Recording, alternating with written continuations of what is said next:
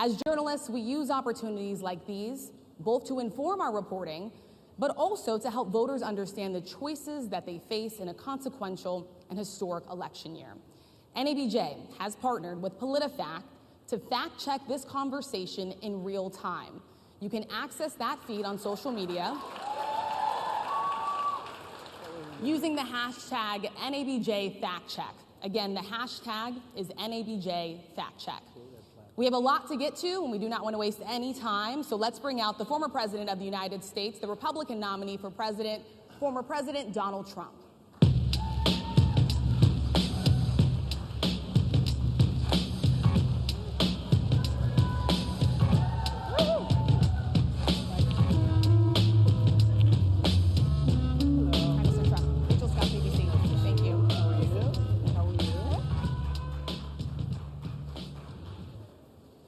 Mr. President, we so appreciate you giving us an hour of your time. I want to start by addressing the elephant in the room, sir.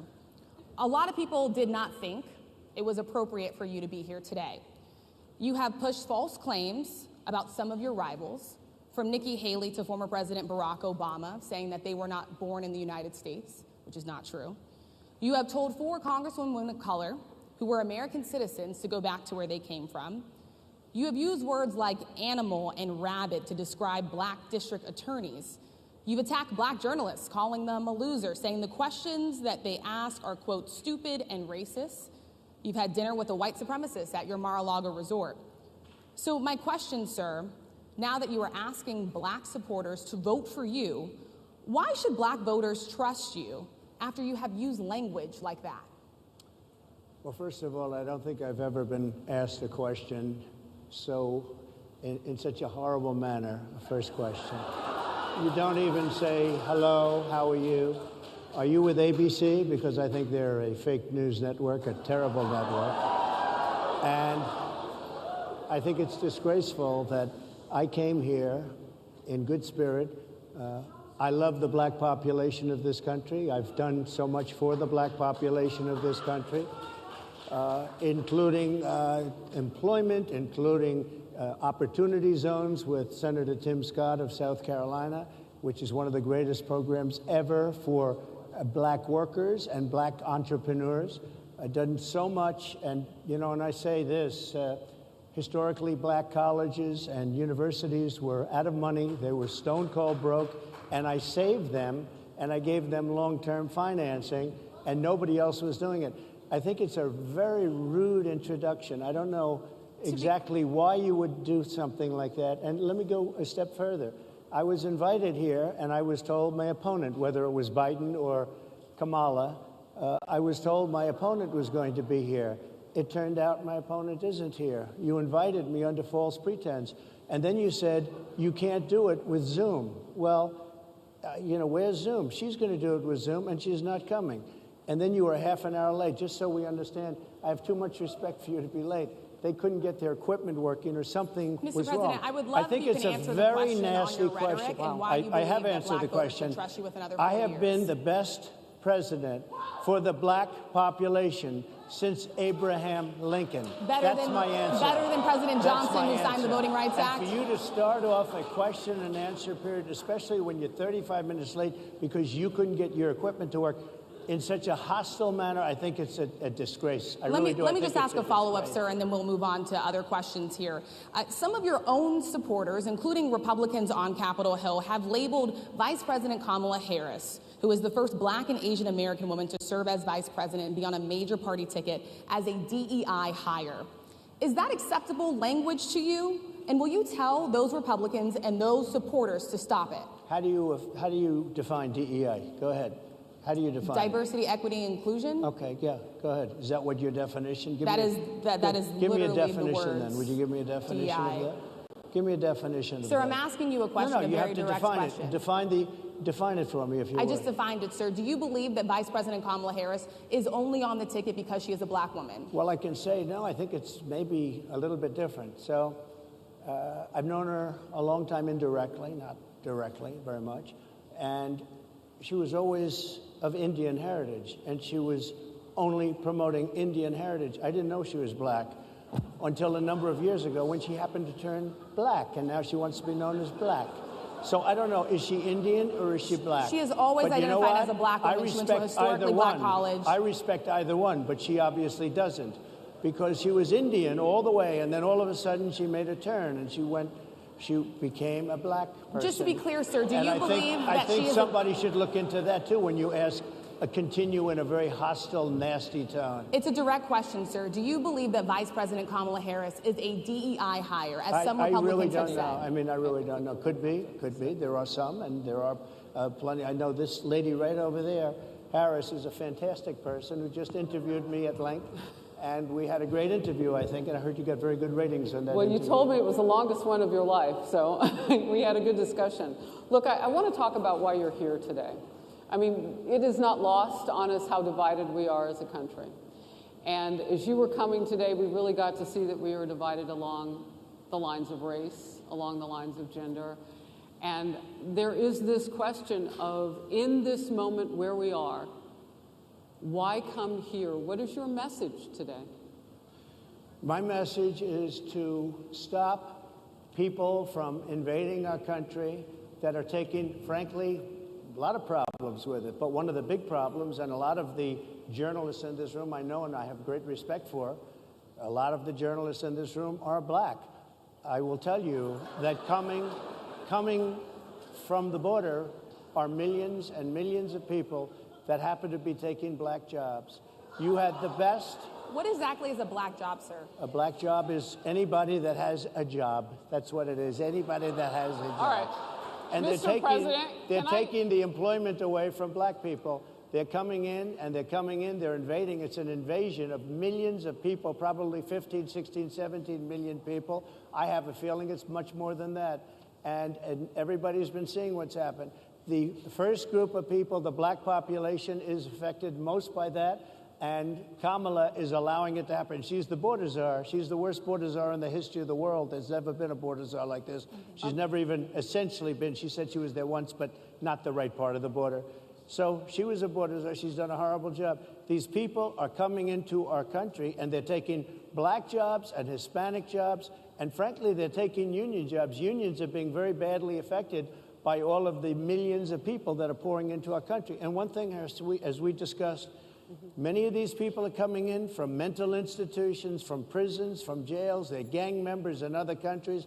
Other countries are setting loose their prisoners. They're opening up their prisons and their mental institutions, and they're taking their bad people, drug dealers, gang members, and they're bringing them into the United States. And by the way, their crime rate is going down, and our crime rate is going to be a disaster. Mr. President, I want to get into how you address some of the issues with black communities. And I say that plural because we live in communities of color that are different. We're not all the same. We don't vote the same. We don't think the same. True. It's not monolithic.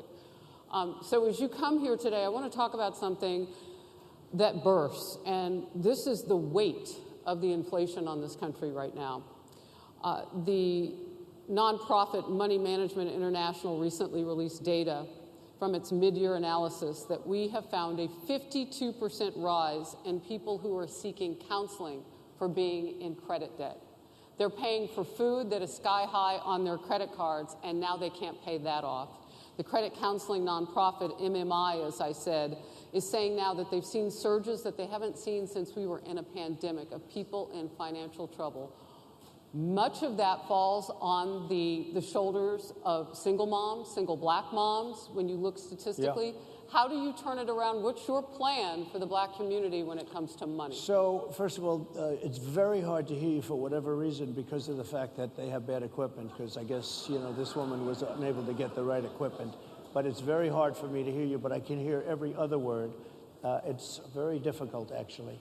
But so I don't know if they can fix it or do something with it, but I'll do the best I can with it. The inflation is absolutely destroying our middle class, our working class, virtually every class. Inflation is a disaster in our country. Inflation is a country buster. It breaks every country. And we had, in my opinion, the worst inflation we've had. They say it's 58 years, but I think it's much more than that. It's been devastating. And if you just take a look at a lot of things they don't include, like interest rates, Interest rates went from 2.4% to 10%, and you can't get the money. People can't buy houses. They no longer have the American dream. Young people, young black people, they don't have the American dream anymore. They can't buy a house. They can't borrow the money because of the cost of the money. They can't buy it because of the cost of housing, because of the cost to build it, because of inflation. Inflation is a disaster, and it's destroying our country, and it's destroying the black community probably as much or So what do more you do? than any What's your plan? You know what we have to do? We have to bring down the cost of energy, and that's going to bring down the cost of inflation. This was all started with a bad energy policy by Joe Biden. By the way, just if I might, I was running against a man named Biden. You probably saw that. And he was losing very badly in the polls, and then he had a rather bad debate. I would say it was a bad debate. I would say it was one of the worst debates in history. And his poll numbers crashed. And instead of saying, you know, let's keep going and maybe something happens the other way, they said, oh, we're going to replace him. Let's just replace him. That's like you're in a fight, a prize fighter's in a fight. He's not doing well. You say, let's bring in another fighter. So our whole campaign was steered toward him, and now we have to steer toward him. But ultimately, it's the same because they have bad policy. They have policies of open borders, unbelievable open borders, horrible energy policies.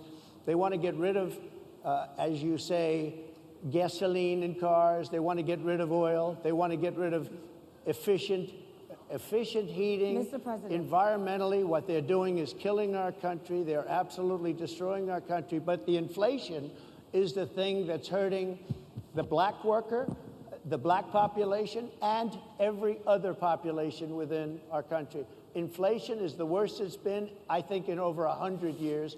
And they'll fact check it. They'll say it's only 58. Whatever it may be, they don't add all the numbers. They don't add the really bad numbers, and you can check that too. But inflation, Harris, is absolutely destroying this country and the people in our country. Yes, Mr. ma'am. President, can I ask you another question Yes, that is and- also impacting black Americans? And that's very clear now. Good. I'm sorry? It's very clear. I hear you. Okay. So Sadia Massey, someone from Illinois, an unarmed black woman, was shot the other day in her home by a deputy sheriff. The deputy has since been charged with murder. You've said police would get immunity from prosecution if you win. Why should someone like that officer have immunity, in your opinion? Immunity? Immunity. I don't know the exact case, but I saw something, and it didn't look good to me. It didn't look good to me. Are you talking with the water, right? Yeah, well, police unions are not backing this person either. Okay. But And again, why would... They're going to be charging the officer? I guess they're charging the officer. So why should he receive immunity?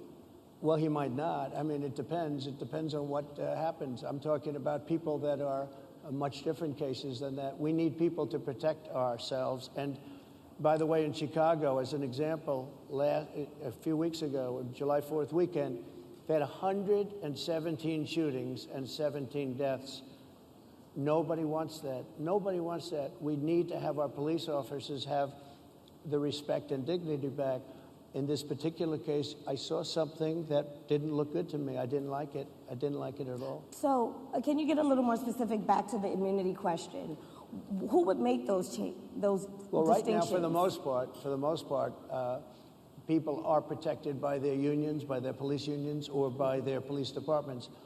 But I'm saying if I felt, or if a group of people would feel that somebody was being unfairly prosecuted because the person did a good job maybe with crime, or made a mistake, an innocent mistake. There's a big difference between being a bad person and making an innocent mistake. But if somebody made an innocent mistake, I would want to help that person. What would those exceptions be? What would determine You an go innocent after mistake? somebody, and it's a very close call, and it's very dangerous. And you know, they have the policeman's life and woman is a very difficult thing because sometimes you have less than a second to make a life and death decision, and sometimes very bad decisions are made. They're not made from an evil standpoint, but they're made from the standpoint of they made a mistake. So I want to follow up really quickly. you know, I find it interesting because you do talk about reining in prosecutors, especially when it comes to prosecutors that are prosecuting you. Why doesn't that skepticism apply to law enforcement?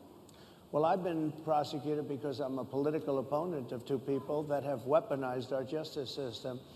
I've been prosecuted. I just won the big case in Florida. Everyone said that was the biggest case. That was the most difficult case. And I just won it. Now, Biden has a similar case, except much worse. I was protected under the Presidential Records Act. Biden wasn't, because he wasn't president at the time. And he had 50 years worth of documents. And they ruled that he was incompetent, and therefore he shouldn't stand trial. And I said, isn't that something? He's incompetent, and he can't stand trial, and yet he can be president. Isn't that nice? Mr. President, but I want they to keep released him on the basis that he was incompetent. They said he had no memory, and he was a nice old guy, but he had no memory, and therefore we're not going to prosecute him. I won the case, and it got very little publicity. I didn't notice ABC doing any publicity on it, George. We covered you extensively, sir. I'd love to move over on to different topics. I didn't notice you now. do any publicity on it at all. I won the case, the biggest case. This is an attack on a political opponent. I have another one where Sir, I have if you a don't mind, I'd hostile love judge. we have you for a limited time, sir. I'd love to move on to different No, topics. excuse if you. we You're the can. one that held me up at 35 minutes, just so you understand. If we can move on now to the state of the race, sir, I want to get back to the campaign. Senator J.D. Vance is your running mate. He's had a lot of controversy lately, and I want to read you a few things that he has said in the past. He said the Democrats running the country are a bunch of childless cat ladies who are miserable at their own lives and the choices they've made, and so they want to make the rest of the country miserable too. He's not talking here about how great it is to be a parent. He's attacking what he says are the choices people are making to not have children. Did you know that he had these views about people who do not have children before you picked him to be your running mate, and do you agree with him? No, I know this. He is very family-oriented, and he thinks family is a great thing. That doesn't mean he thinks that if you don't have a family, it's not. I know people with families. I know people with great families. I know people with very troubled families. And I also know people with no families. They didn't meet the right person. Things happen. You go through life, you don't meet the right person. But he's not just talking about families here. And he also some of says those that people that don't have children should get less votes than That's those all right. that do. I'm just speaking for myself. Is that your and I campaign think I'm position? speaking for him, too. He strongly believes in family. But I know people with great families. I know people with not great families that don't have a family. And the people without the family are far better. They're superior in many cases, okay? He's not saying they're not. What he's saying is that he thinks the family experience is a very important thing. It's a very good thing. But that doesn't mean that if you grow up and you grow older and you don't meet somebody that would be wonderful to meet and would have been good, that that's a bad thing. He's not saying that. My interpretation, you'll have to ask him, actually, but my interpretation is he's strongly family-oriented, but that doesn't mean if you don't have a family, there's something wrong with it. Just Mr. one last President? point, and then we'll move on. Just one of the bedrock principles of American life is one person, one vote. Senator J.D. Vance has suggested that someone who has children should have more votes than a person who does not have children.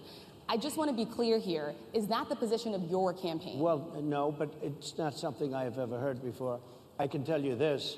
Right now you have illegal aliens coming into our country, many from prisons and many from mental institutions, and they want to give them votes. I don't think they should have votes. They came into our country illegally, People and who they're are only taking the American vote away citizens from are all allowed of the to vote, people sir. in this room that have been here a long time, that have worked hard, that in many cases, and you'll see this happening, if I'm not elected, you're going to see it happening. If I am, you're not going to have any problem. But you're going to see it happening a long time. You're going to see the people in this room and people outside of this room are going to be losing their jobs to people that have come into this country illegally. Mr. President, can we stay with just kind of the state of the race right now? Because I felt like that vice president question, candidate question was right in there with that. So let's talk about J.D. Vance for a little bit. He's had some stumbles out of the gate. I don't know if you're hearing what we hear as reporters, but it's been a tough couple of weeks for him. Why did you choose J.D. Vance? Why Why did you choose him? And I'm having a hard time hearing, too. I I know chose him everybody out because there can, but it's hard I'll tell to you hear. why. I chose him because he's a very strong believer in work and the working man and woman, and especially the working man and woman who have been treated very unfairly, because you have many of them many of them in this room. But you have many of those people, they were treated very unfairly. They worked very hard and they were treated unfairly. He wrote the book that became a bestseller. The movie became a smash hit. He's a very smart guy without the benefit of having a family that has contacts, like a father that was well connected. He got into Yale Law School. He graduated in 2 years from Ohio State, summa cum laude. I mean, you take a look at, his career has been an amazing career. He started off at a level with a difficult family situation, very difficult with the mother and the father and everything else. He ends up going to Yale Law School and was one of the top students, became the head of the Law Journal. I mean, that's an amazing thing. He's a 4-year, he was in the military with great distinction for 4 years, got out, went into business, became successful in business, very successful in business, actually. Did public offerings and other things. And I have to believe in that. I mean, he's somebody that was born in a rough situation. Most of the people know that situation because it was very well documented in his book.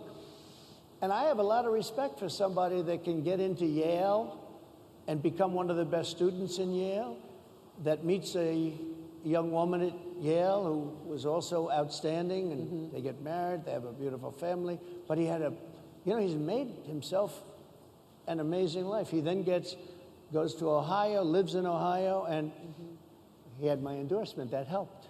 But he wins the Senate. He becomes a United States Senator. So he's a United States Senator. So Harris, like I respect you for your success, I respect people for their success. The reason I asked the question is because the last time you and I sat and talked was the day that you were shot. We'd been together for much of that day. You left to go to Butler, Pennsylvania, and we didn't know what was next. Yeah. And 2 days after that... I cannot understand. Your microphone I know, is so it is really hard for me to understand it's just, you too. I can understand you perfectly. Because she's closer. I can understand you. I'm happy to hear that, sir. But I can't Really happy to hear understand, that. Harris, I have a few more questions. because of the distance, and the mics are really in lousy shape, but I cannot understand Are you asking a question? what you're saying. So what I wanted to say was the last time we spoke, you said some words that were prophetic because I asked you who you wanted to choose for vice president. Yeah. And you said normally it really wouldn't matter what they would bring, you choose somebody that you think has a future, that sort of thing. But you said these words 3.5 hours before an attempted assassination on your life. You told me that bad things happen, Harris. And that's why this decision is important this time. Bad things happen. You said it twice. When you look at J.D. Vance, is he ready on day one? Does he what? Ready on day one, if he has to be. I've always had great respect for him, and for the other candidates too. But I will say this, and I think this is well documented. Historically, the vice president, in terms of the election, does not have any impact. I mean, virtually no impact. You have 2 or 3 days where there's a lot of commotion as to who, like you're having it on the Democrat side, who it's going to be. And then that dies down, and it's all about the presidential pick. Virtually never has it mattered. Maybe Lyndon Johnson mattered for different reasons of what we're talking about, not for vote reasons, but for political reasons, other political reasons. But historically, the choice of a vice president makes no difference. You're voting for the president, and you can have a vice president who's outstanding in every way, and I think J.D. is. I think that all of them would have been. But you're not voting that way. You're voting for the president. You're voting for me. If you like me, I'm going to win. If you don't like me, I'm not going to win. I'm going to get my J.D. Vance question in. J.D. Vance? I'm going to get my J.D. Vance question in. To your point and to Rachel's point, he, has a lot of opinions about childless women like myself or divorced people like yourself. Do you think, well, I mean, my point is here. But at least it was said in a friendly manner. My point is, do you think the Republican Party is getting a little bit too judgy about people's lives when you think about abortion or when you think about what J.D. Vance is saying? I don't think, look, I think that the Democrat Party is really the one that has the problem. I think they're radical on abortion because they're allowing abortion in the 9th month. They're allowing the But I death. think it's They're about allowing freedom, the death right? of a baby after the baby is born, based on Sir, the that governor is of illegal Virginia. in every state in the That's- country. Based on the governor of Virginia, Executing a they're baby in allowing the every death state of in the the country baby is illegal. after it's born. It's a They're allowing crime. abortions in the 8th and 9th month. Well, of Democrats pregnancy. have denied I think they're right. And I That's think insane. the Republican Party is actually much less. I think I've made them much less radical, perhaps. But the Republican Party, what we're doing is bringing it back to the states where everybody wanted it. Democrats, Republicans, liberals, conservative, everybody wanted abortion brought back. They didn't want Roe v. Wade in the federal government. They wanted it, everybody But the wanted majority it of back. Americans oppose Excuse Roe me. v. Wade being They- overturned. They Multiple don't know polls have about showed that, this. sir. Right now, they're voting. It brought it back to the states. Now, I happen to believe in the 3 exceptions. Ronald Reagan believed with rape, incest, life of the mother. I do. I think most people do. I think most Republicans do also. But if you take a look, right now they're doing, it's an amazing thing, out of the federal government, it's in states, and people are voting. And I will say, Ohio is, let's call it a more liberal version, has been approved.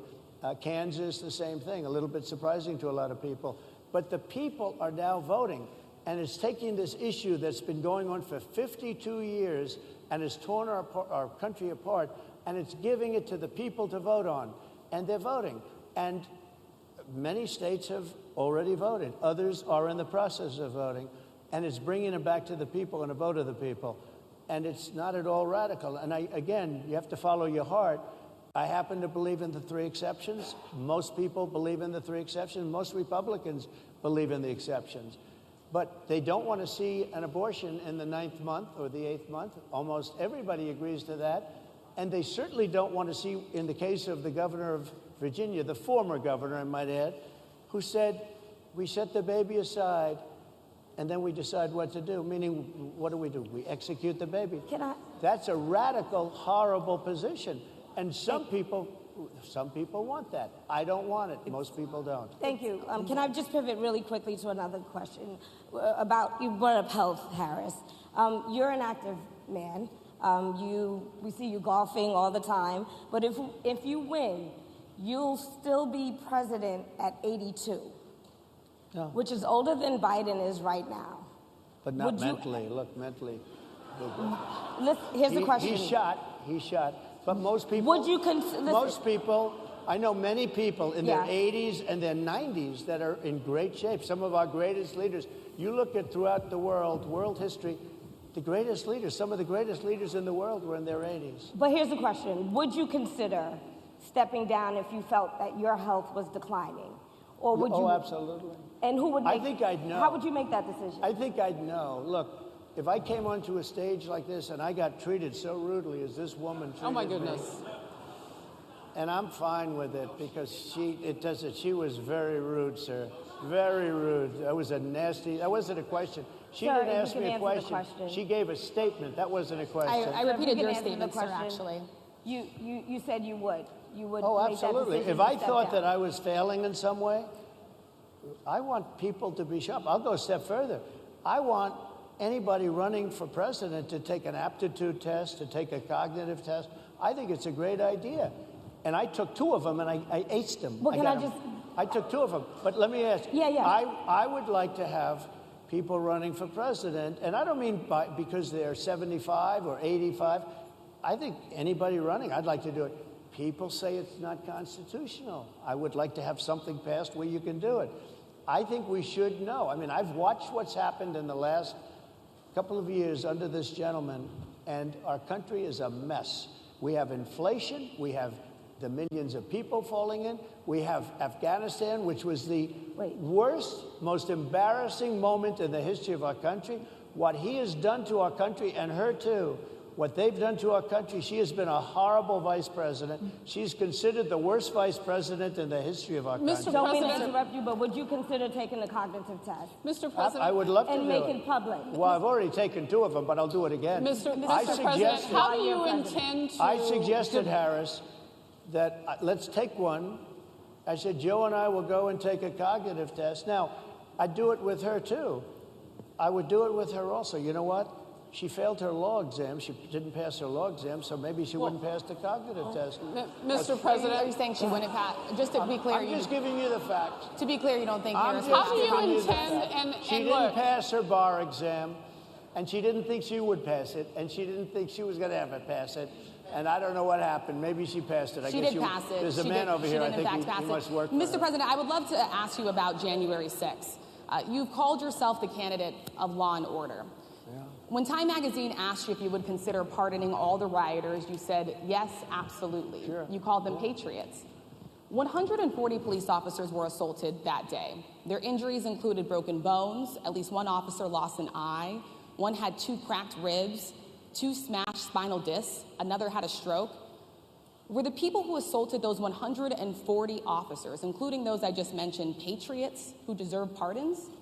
Well, let me bring it back to modern day. Like about 5 days ago, we had an attack on the Capitol, a horrible attack on the Capitol. You saw the people that were protesting and spraying these incredible monuments, bells, lions, all these magnificent limestone and granite with red paint, red spray paint that will never actually come off, especially in the limestone. It will never, I'm a builder, I know about this stuff. It'll never, you'll see it in 100 years from now. They viciously attacked our government. They fought with police. They fought with them much more openly than I saw on January 6th. What's going to happen to those people? What's going to happen to the people in Portland that destroyed But sir, my that question city? is on those. What's going to happen to my the people question is that on tried those to burn rioters down- who assaulted Excuse me. officers. You have to Would answer. you pardon What's those going to people? happen? Oh, absolutely, I would. You If would they're pardon innocent, those- If they're innocent, I would pardon them. They've been convicted. And by the way, the Supreme Court just well, they were convicted by a very tough system. How come the people that tried to burn down Minneapolis, how come the people that took over a large percentage of Seattle, how come nothing happened to them? How come the But people sir, we're that, talking how about people come that the were people- seen no, beating We're officers talking with about federal flagpoles, buildings. dragging them down the stairs. They're on They video. try- Have you seen that Really? video, Oh, sir? really? Well, they you would shot- pardon those. You would pardon those rioters? They shot a young lady in the face who was protesting. They shot her in the face. You know, nobody died that day. You do know that. But people died in Seattle. Nobody died, but people died in 140 Minneapolis. officers You know were people died in assaulted that Minneapolis. day. And nothing happens, and nobody ever talks, and nothing happens to those people. But you went after the J6 people with a vengeance. And I'll tell you what about the cops that were, and I'm all for the police, as you know, but what about the police that are ushering everybody into the Capitol? Go in, go in, go in. What about that? Look, No one was nothing ushered is into the Capitol. nothing is perfect in life, but you have people from Minneapolis. You have people just from 5 days ago in Washington, D.C. They were having fistfights and fighting with the police. They were spraying and destroying. They were desecrating our monuments in Washington, D.C. 5 days ago, and nothing happened to them. And you can't have two systems of justice. That's why they went after me as a political opponent, because they felt they couldn't win without doing that. And we're going to win our cases, and we're going to be vindicated. But I have to spend a lot of time on that and money. That's what they want. After the election, they won't care. Although in my case, I think they probably will, because the hatred is pretty deep. But I'll tell you, they went after me as a political opponent. That's never happened in our country before, and it sets a terrible, terrible precedent. what do you do on day one if you win? What's your first thing? What do? I close the border. And I do two things, because I can do a lot of things simultaneously. I close the border. We don't want people coming in. We want people to come in, Harris, but they have to be vetted. They have to be checked. They have to come in legally. We want Legal, people. I want yeah. people to come into our country, but they have to be vetted. They have to be checked. So when you say, what do? That, and I drill, baby, drill. I bring energy way down. I bring interest rates down. I bring inflation way down, so people can buy bacon again, so people can buy a ham sandwich again, so that people can go to a restaurant and afford it. Because right now, people can't buy food. Your grocery bills are up 40, 50, 60%, right? She's agreeing to me. Oh, she's agreeing. Thank you. I like you very much. Mr. President, I think we are. But it's true. Your grocery bills are up. And then they're mandating that you buy an all-electric car. You know, Elon Musk endorsed me, and he's a friend of mine. He's a good guy. He's a smart guy. But I'm against everybody having an electric car, okay? I'm very much against that. You have to be able to, if you want a hybrid or if you want a gasoline-propelled car. But, you know, we have more liquid gold, gasoline, oil, under our feet than any other country. More than Saudi Arabia, more than Russia, more than any other country. I want to use it. I want to use what we have. I want to bring down prices, bring down costs, and I also have to stop the invasion. And remember, they're taking your jobs. These people coming in are taking your jobs. Project Mr. Pres- 2025. I think we have to leave it there by the Okay. Trump team. All right. So leave it. That is the last word. Thank you so much, Mr. Trump, for coming today and joining us. Well, thank you very much. They've been telling us. I Thank can't you. hear him. Thank you, everybody, very much. Great Thank you, honor. Mr. President. Thank you. NEBJ will email about details regarding the conversation with I Vice could not President hear Kamala any- Harris in September. Thank you. Thank you very much. Thank you, sir.